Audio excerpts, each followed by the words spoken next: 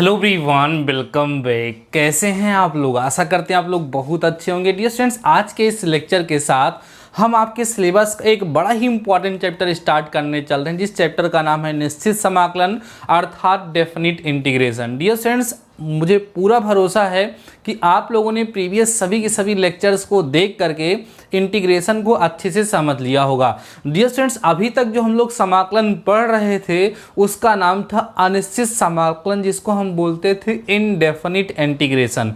और आज के इस लेक्चर में जो हम पढ़ेंगे उसको बोलेंगे डेफिनिट इंटीग्रेशन। तो डियर स्टूडेंट्स, आज का ये लेक्चर बिल्कुल बेसिक होने वाला है, बहुत ही डिटेल में और बहुत ही अच्छे से मैं आपको समझाने वाला हूँ कि अनिश्चित समाकलन क्या होता है, इसको अनिश्चित समाकलन क्यों कहा जाता था, और जो अभी हम पढ़ने वाले हैं जिसको हम लोग निश्चित समाकलन कहते हैं, ये क्या होता है, इसको निश्चित समाकलन क्यों कहा जाता है, इसको ज्ञात करने का तरीका क्या होता है, साथ ही साथ इसकी ज्योमेट्रिक मीनिंग क्या होती है, और कुछ एग्जाम्पल के माध्यम से हम निश्चित समाकलन को बहुत ही अच्छे से समझने का प्रयास करेंगे। सो डियर स्टूडेंट्स, आज का ये लेक्चर आप लोगों के लिए बहुत ही ज़्यादा इंपॉर्टेंट होने वाला है, कहीं पर भी स्किप मत करिएगा। आइए फटाफट से हम लोग लेक्चर को स्टार्ट करते हैं।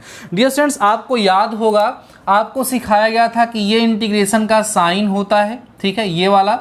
जैसे यहाँ बताया गया था कि अगर हमारे पास कोई फंक्शन f(x) हो जिसको हम इंटीग्रेट करते हैं, तो सपोज करिए इसका इंटीग्रेशन कैपिटल F(x) आता है, तो आपको बताया गया था डियर स्टूडेंट्स कि यहाँ पर हमेशा जो है c जोड़ दिया जाता है, जो कि ये क्या होता है, आर्बिट्रेरी कांस्टेंट होता है। क्या होता है? आर्बिट्रेरी कांस्टेंट कहा जाता है, इसको हम लोग स्वेच्छ अचर कहते हैं। इसका मान जो है अलग अलग सिचुएशन में अलग अलग हो सकता है। क्यों जोड़ा जाता है, क्या रीजन था इसके पीछे, वो हम फर्स्ट लेक्चर में आप लोगों के साथ बहुत डिटेल में डिस्कस कर चुके हैं। तो डियर स्टूडेंट्स, ये जो c है ये कांस्टेंट है, लेकिन आर्बिट्रेरी है, माने स्वेच्छ मीन्स बदलेगा, ये निश्चित नहीं होता, इसका मान जो होता है वो अनिश्चित होता है। तो इसी अनिश्चित मान के कारण, ठीक है, ये अनिश्चित मान जो होता है, इसी अनिश्चित मान के कारण ही डियर स्टूडेंट्स इसको जो है अनिश्चित समाकलन कहा जाता है। क्या कहते हैं? इसको हम लोग अनिश्चित समाकलन, या इसको इंग्लिश में डियर स्टूडेंट्स हम लोग इनडेफिनिट इंटीग्रेशन के नाम से जानते हैं। क्या जानते हैं? इनडेफिनिट, ठीक है, इंटीग्रेशन के नाम से डियर स्टूडेंट्स इसको हम लोग इसीलिए जानते हैं। बातें समझ में आ रही हैं? तो अभी तक आप लोगों ने डिफरेंट टाइप के फंक्शन का इंटीग्रेशन किया और उसके लिए कोई फिक्स जो है लिमिट नहीं लगी हुई थी। उसका इंटीग्रेशन करने के बाद हमेशा एक अचर सी हम लोग जोड़ते थे। तो वे सभी के सभी फंक्शन जिसका हम लोगों ने इंटीग्रेशन किया, जिनमें हम लोगों ने लास्ट में c को जोड़ा, जिसमें कोई भी आर्बिट्रेरी कांस्टेंट ला करके हमने ऐड किया, याद रखिएगा वो सभी के सभी फंक्शन जितने भी फलन थे, वो सभी के सभी जो समाकलन किए गए थे वो किसके अंदर आते हैं डियर स्टूडेंट्स? अनिश्चित समाकलन के अंतर्गत आते थे, जिसको ऑलरेडी हम लोग पढ़ चुके हैं। अब जो समाकलन होता है डियर स्टूडेंट्स को करने की अलग अलग लेक्चर बहुत ज़्यादा इंपॉर्टेंट है, ध्यान से हमारी बात को सुनते चलिएगा। तो डियर स्टूडेंट्स, वहाँ पर इस समाकलन को मीन्स समाकलन करने की जो विधियाँ होती हैं उनके बारे में हम लोगों ने डिस्कस किया है। तो जो समाकलन करने का डियर स्टूडेंट्स तरीका होता है, ठीक है, ध्यान दीजिएगा हमारी बात को, जो समाकलन करने का तरीका होता है वो नहीं बदलेगा। समाकलन करने की अलग अलग विधियों के बारे में हम लोगों ने डिस्कस किया है कि कैसे प्रतिस्थापन द्वारा समाकलन किया जाता है, खंडशः समाकलन क्या होता है, आंशिक भिन्न में तोड़ करके कैसे समाकलन किया जाता है, अपरिमेय फलनों का कैसे समाकलन किया जाता है, तरह तरह के एग्जाम्पल भी लेकर के हम लोगों ने अच्छे से उसको समझा है। तो जो समाकलन करने का तरीका है वो वही होगा। अब आइए हम आपको बताते हैं कि निश्चित समाकलन का मतलब क्या होता है। आराम से समझिएगा डियर स्टूडेंट्स, क्या होता है निश्चित समाकलन का मतलब। नॉर्मली अगर हम बताएं डियर स्टूडेंट्स, कहते हैं कि अगर किसी भी फलन का समाकल गुणा जो इंटीग्रल होता है वो किसी दो सीमा के अंतर्गत या किसी सीमा के अंतर्गत अगर उसे ज्ञात किया जाता है तो उसी को निश्चित समाकलन कहा जाता है। इसको लिखा कैसे जाता है डियर स्टूडेंट, देखिए ध्यान से। जैसे सपोज कर लीजिए कि हमारे पास कोई फंक्शन f(x) लिखा हुआ है, इसका इंटीग्रेशन करना तो हम लोग ऐसे लिखते थे। अब यहाँ पर लिमिट लग जाती है, जैसे a लिख दिए, यहाँ पर b लिख दिए। ये जो यहाँ लिखा है डियर स्टूडेंट्स इसको हम लोग बोलते हैं लोअर लिमिट। क्या बोलेंगे? लोअर लिमिट बोलेंगे डियर स्टूडेंट, जिसको हिंदी में अगर हम बात करें तो इसको हिंदी में डियर स्टूडेंट्स निम्न सीमा कहेंगे। क्या कहेंगे?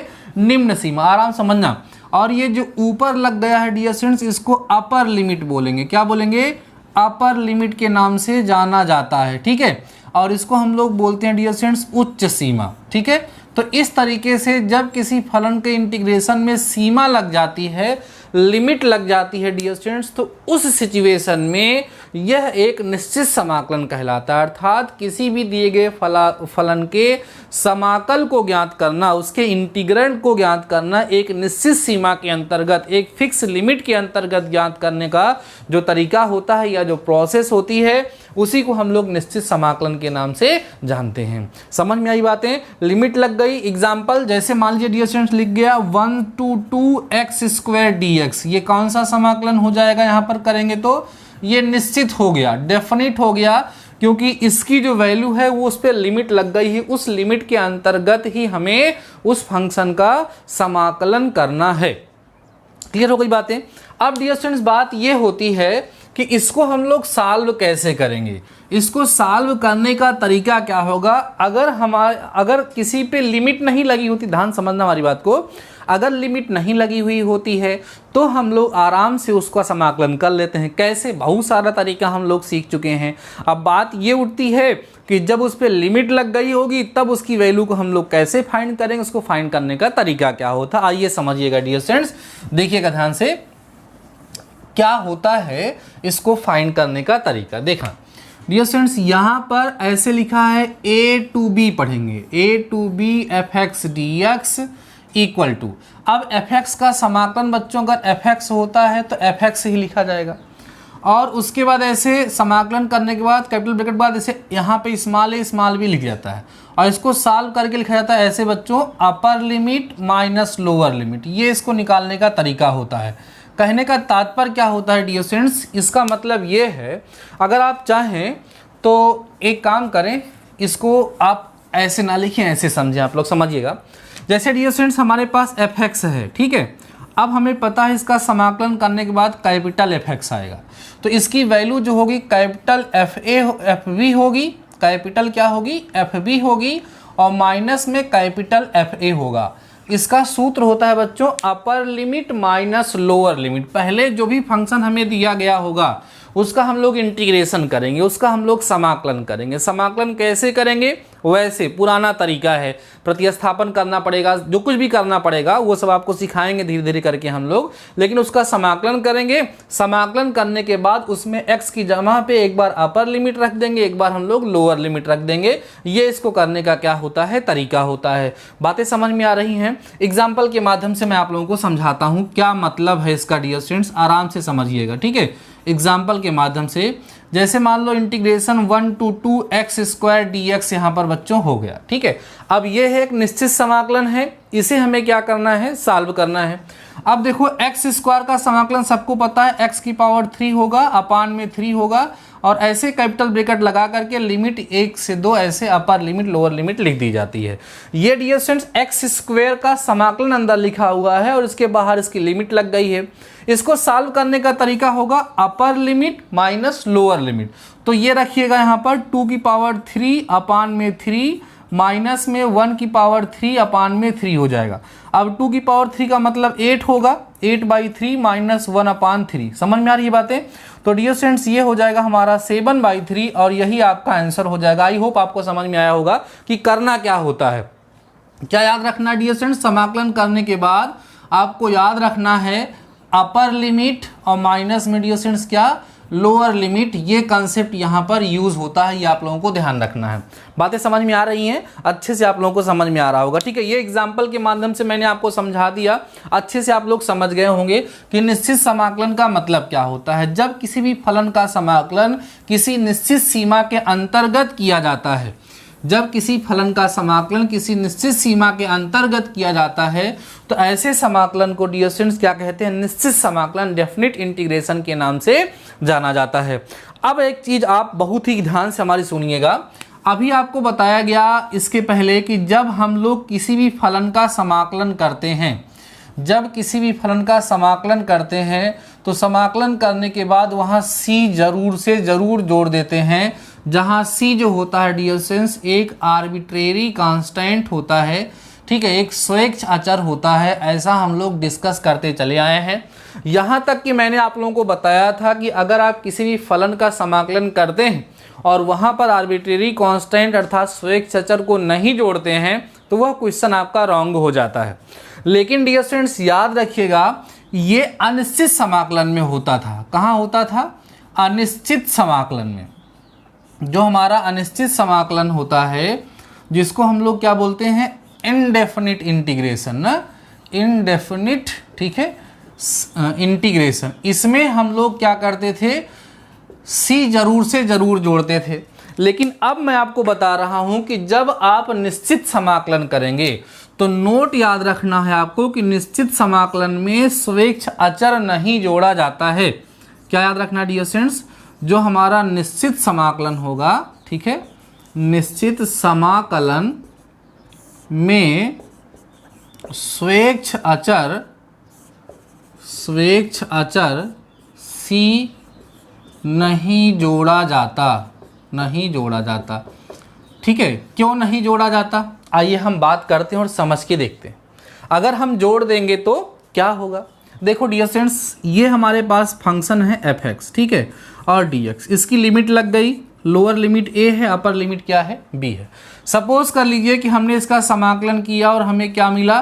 कैपिटल fx मिला, और मैंने इसमें क्या किया? c जोड़ दिया, और उसके बाद हमने क्या की? लिमिट लगा दी a से b।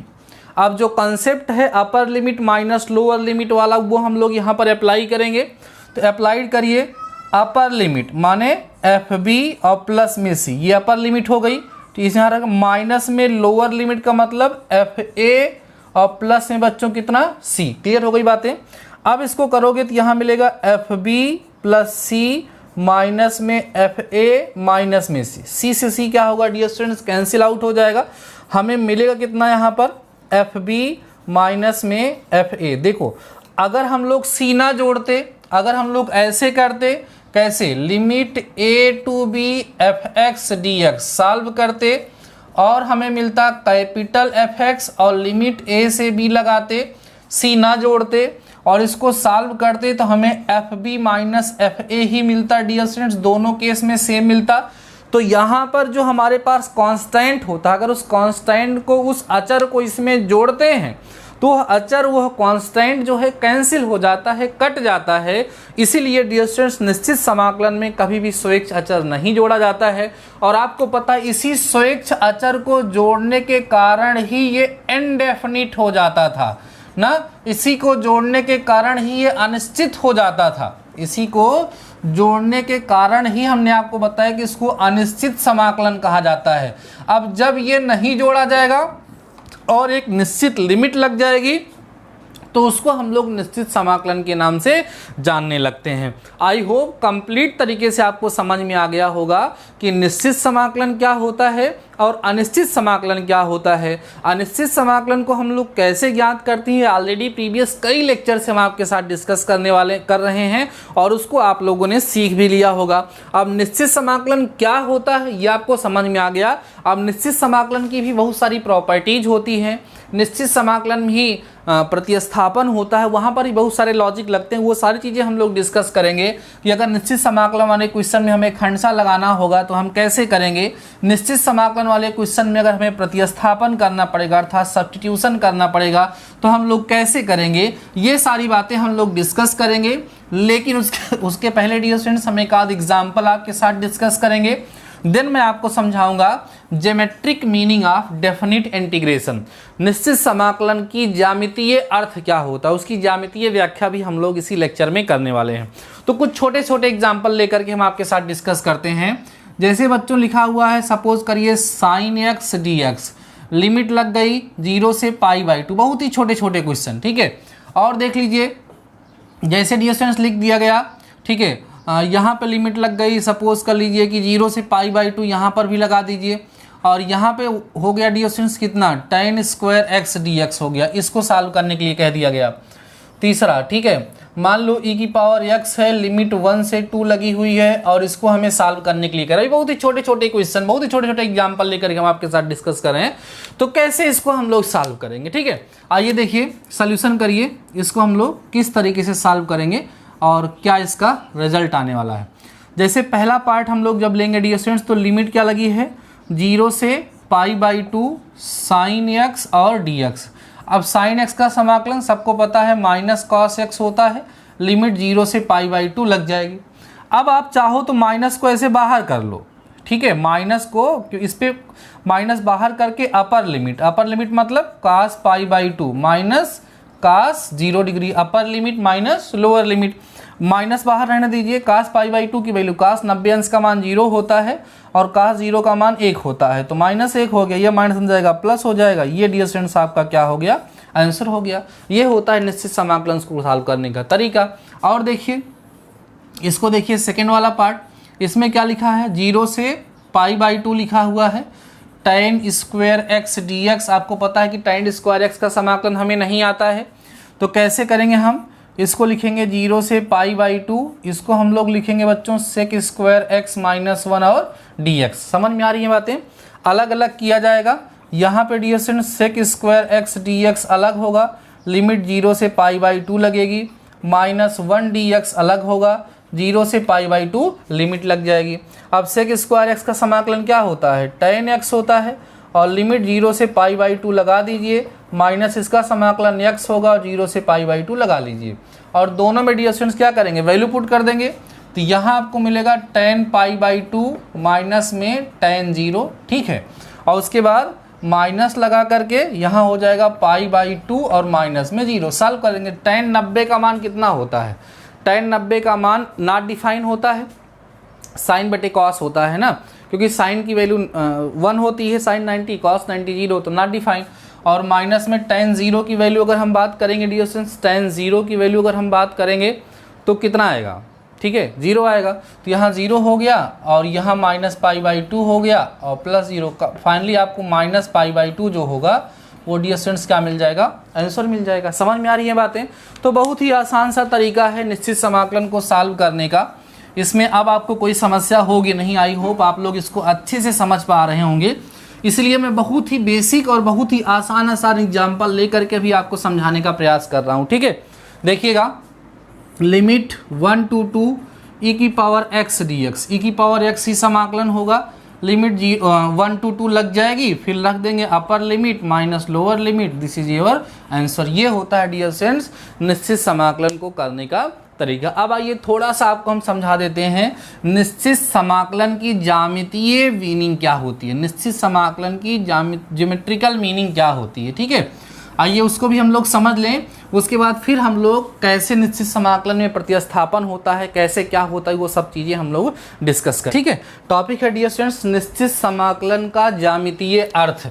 आराम समझिएगा, निश्चित, ठीक है, निश्चित समाकलन का, निश्चित समाकलन का ज्यामितीय अर्थ, ठीक है,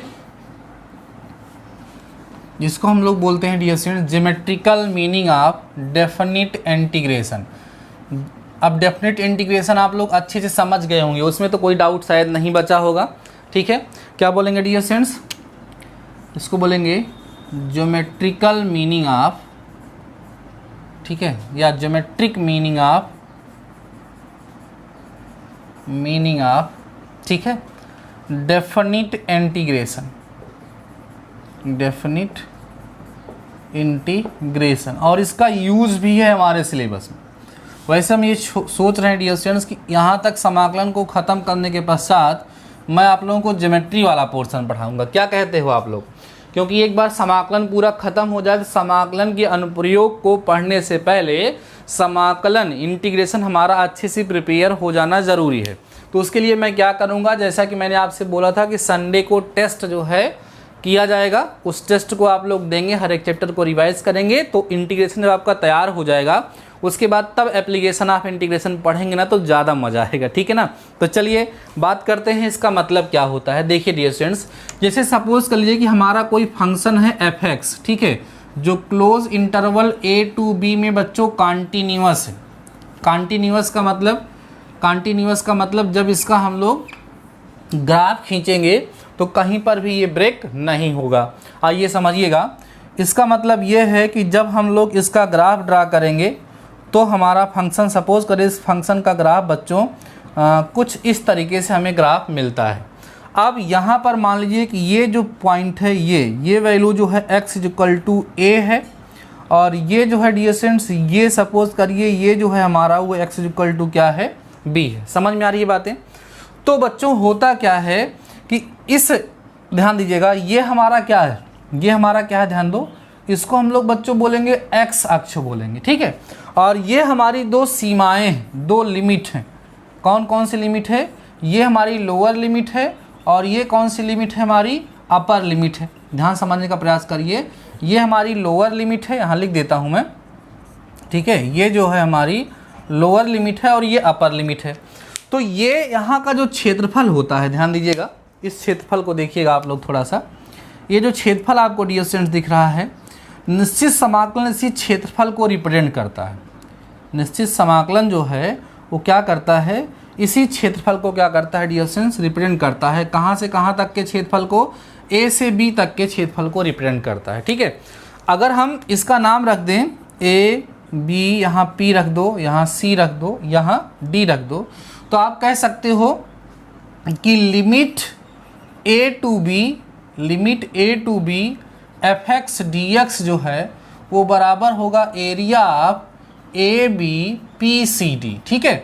अर्थात ये जो निश्चित समाकलन होता है वो इस वक्र से घिरे क्षेत्र के क्षेत्रफल को क्या करता है, रिप्रेजेंट करता है। तो नॉर्मली आप लोग ध्यान रख सकते हैं, एक नंबर में क्वेश्चन पूछा जा सकता है कि अगर हम ये बात करें कि लिमिट ए टू बी, ध्यान देना dear students, limit A to B F X D X, limit A to B F X D X किस चीज़ को रिप्रेजेंट करता है? तो आप बताओगे कि बच्चों ये किसको दिखाता है, क्षेत्रफल को दिखाता है, एरिया को दिखाता है। अब उसके बाद में अगर आपसे कोई पूछेगा कि भैया कैसे क्षेत्रफल को दिखाता है, कौन सा एरिया दिखाता है, तो उस सिचुएशन में आप लोग बताएंगे कि जहां पर एफ एक्स क्या है, इस वक्र द्वारा और इसकी जो लिमिट है ए और बी और एक्स अक्ष के द्वारा जो घिरा हुआ क्षेत्र होता है, उस क्षेत्र के क्षेत्रफल को रिप्रेजेंट करता है limit A to B F X D X. समझ में आई बातें? तो ये निश्चित समाकलन की ज्योमेट्रिकल मीनिंग होती है, निश्चित समाकलन की ज्यामितीय अर्थ होता है। आई होप आप लोगों को बहुत ही अच्छे तरीके से डियर स्टूडेंट समझ में आ गया होगा, कहीं भी किसी प्रकार का शायद अब आप लोग को डाउट नहीं हो रहा होगा। आज के लेक्चर में हमने स्टार्टिंग की अनिश्चित समाकलन क्या होता है, ध्यान सुनिए हमारी बात को। हमने आपको समझाने का प्रयास किया कि अनिश्चित समाकलन अर्थात इंडेफिनिट इंटीग्रेशन क्या होता है। वहां पर मैंने आपको बताया डियर स्टूडेंट्स कि अभी तक आप लोग जितना भी समाकलन करते थे, जितना भी इंटीग्रेशन करते थे, उन सभी की सभी इंटीग्रेशन में आप एक कांस्टेंट सी जरूर से जरूर ऐड करते थे। वही जो सी आप ऐड कर देते थे, उसी को ऐड करने के कारण, उसी को जोड़ देने के कारण वह अनिश्चित समाकलन हो जाया करता था, ठीक है। फिर आपको बताया गया कि निश्चित समाकलन क्या होता है, बताया गया जब किसी फलन का समाकलन किसी निश्चित सीमा के अंतर्गत किया जाएगा, किसी फिक्स लिमिट के अंतर्गत अगर हम उसकी बात करते हैं तो उसको हम लोग बोलते हैं निश्चित समाकलन। निश्चित समाकलन में स्वेच्छ अचर नहीं जोड़ा जाता है। निश्चित समाकलन को ज्ञात करने का, उसको सॉल्व करने की क्या प्रोसेस होती है, क्या तरीका होता है, वो भी डियर स्टूडेंट्स आज के इसी लेक्चर में हमने आपके साथ डिस्कस किया, वो आपको समझ आया। और अभी मैंने आपके साथ डिस्कस किया कि निश्चित समाकलन का जो ज्यामितीय अर्थ होता है, उसका जो ज्योमेट्रिकल मीनिंग होती है वो क्या होती है, आपको समझ में आ गया होगा, ठीक है। और कुछ एग्जाम्पल लेकर के भी हम आपके साथ डिस्कस कर चुके हैं। अब डियर स्टूडेंट्स आगे चल के कुछ समस्याएं आने लगती हैं। निश्चित समाकलन के क्वेश्चन को सॉल्व करना बहुत ही इजी होता है, लेकिन डियर स्टूडेंट्स आपको पता है कि हमें कुछ क्वेश्चंस ऐसे भी मिलेंगे जहां पर समाकलन करने से पहले हमें क्या करना पड़ेगा, प्रतिस्थापन करना पड़ेगा। आपको समाकलन की विधियों के बारे में बताया गया, एक बार मैं आपको रिकॉल करके दिखाता हूं। आपको समाकलन की विधियां डियर स्टूडेंट्स सिखाई गई हैं, ध्यान रखिएगा, समाकलन की विधियां, ठीक है, ध्यान देना डियर स्टूडेंट। जिसमें आपको बोला गया था कि मेथड ऑफ इंटीग्रेशन कहते हैं ना, मेथड्स ऑफ इंटीग्रेशन। याद करिएगा, तो आपको बताया गया था डियर स्टूडेंट्स कि किसी भी दिए गए जो फलन होता है उस फलन का जब हम लोग इंटीग्रेशन करते हैं तो इंटीग्रेशन करने की मुख्यतः हमारे पास तीन विधियां होती हैं। पहला होता है डियर स्टूडेंट्स प्रतिस्थापन द्वारा समाकलन। ध्यान देना, प्रतिस्थापन, सबका यूज है इसलिए बता रहा हूं, प्रतिस्थापन द्वारा समाकलन, ठीक है, जिसको हम लोग बोलते हैं इंटीग्रेशन बाय सब्स्टिट्यूशन। ठीक है, क्या बोलेंगे? इंटीग्रेशन, ठीक है, by substitution, integration by substitution बोलते हैं। ठीक है, उसके बाद डियर स्टूडेंट्स दूसरी विधि आपको बताई गई, कौन सी? खंडशः समाकलन। ध्यान देना, क्या है? खंडशः समाकलन। ठीक है, जिसको हम लोग बोलते हैं इंटीग्रेशन बाय पार्ट्स। क्या बोलते हैं dear students? Integration by parts बोलते हैं इसको। ये आपको सिखाया गया। उसके बाद फिर आपको सिखाया गया आंशिक भिन्नों द्वारा समाकलन। आंशिक भिन्नों द्वारा समाकलन, आंशिक भिन्नों द्वारा समाकलन, जिसको हम बोलेंगे integration by partial fraction. Integration by partial fraction. ठीक है, पार्शियल फ्रैक्शन। ये बच्चों किसी भी दिए गए फलन के समाकलन करने की मुख्यतः तीन विधियां होती हैं, जिनके बारे में ऑलरेडी हम आपके साथ डिस्कस कर चुके हैं। इनका नाम यहाँ पर हमने फिर से क्यों लिखा? क्योंकि ये सारी की सारी विधियां फिर से यूज होने वाली हैं। अभी आप लोग ये समझ चुके हो कि निश्चित समाकलन क्या होता है, निश्चित समाकलन क्या होता है, ये आप लोग समझ चुके हो। साथ ही साथ इसको सॉल्व करके कैसे लिमिट रखी जाती है डियर स्टूडेंट्स, ये भी आप लोग समझ चुके हो। अब समस्या क्या होगी? हम लोग सीखेंगे कि जब हम प्रतिस्थापन द्वारा समाकलन करेंगे तो उसमें जो लिमिट होगी, उसमें फलन की जो सीमा होगी, उसको कैसे रखा जाएगा। खंडशः समाकलन का जब प्रयोग करना पड़ेगा तो वहाँ पर लिमिट का यूज हम लोग कैसे करेंगे। आंशिक भिन्नों द्वारा जब समाकलन किया जाएगा तो वहाँ पर लिमिट का यूज डियर स्टूडेंट्स हम लोग कैसे करेंगे। बात समझ में आ रही है? तो अब हम लोगों का अगला टॉपिक होगा डियर स्टूडेंट्स की प्रतिस्थापन, या आप कह सकते हैं जब हम प्रतिस्थापन द्वारा समाकलन करेंगे तो वहां पर सीमा को कैसे रखा जाता है, उसको किस तरीके से रखा जाता है। तो आप कहेंगे प्रतिस्थापन द्वारा समाकलन में सीमा का यूज करना, या आप कह सकते हैं निश्चित समाकलन में प्रतिस्थापन। ठीक है, सब्स्टिट्यूशन इन डेफिनिट इंटीग्रेशन, ये हमारा नेक्स्ट टॉपिक होने वाला है। लेकिन डियर स्टूडेंट्स आज के इस लेक्चर में बस इतना ही पढ़ाऊंगा। आज के इस लेक्चर में जितनी भी चीज़ें मैंने आपको बताई हैं बहुत ही बेसिक से बताने का प्रयास किया है। मुझे पूरा भरोसा है कि निश्चित समाकलन की वास्तविकता आपको समझ में आ गई होगी। बहुत ही छोटे छोटे क्वेश्चन जो होते हैं उनको आप लोग सॉल्व करना समझ गए होंगे। अब नेक्स्ट लेक्चर में मैं आपको सिखाऊंगा कि निश्चित समाकलन में सब्स्टिट्यूशन कैसे किया जाता है, निश्चित समाकलन में खंडशः कैसे लगाया जाता है, निश्चित समाकलन में आंशिक भिन्न में कैसे तोड़ा जाता है। तो डियर स्टूडेंट्स अगर आपको लेक्चर पसंद आया है तो अपने दोस्तों के साथ जरूर से जरूर शेयर करिएगा, और हमारे जितने बच्चों ने आज इस लेक्चर को कंप्लीट देखा है वो कमेंट सेक्शन में जरूर बताएंगे कि हाँ सर हमने पूरा लेक्चर देखा है, हर एक टॉपिक जो कुछ भी आपने पढ़ाया है पूरा हमको समझ में आ गया है। ठीक है डियर स्टूडेंट्स, मिलते हैं नेक्स्ट लेक्चर के साथ, तब तक के लिए शानदार रहिए और पढ़ते रहिए।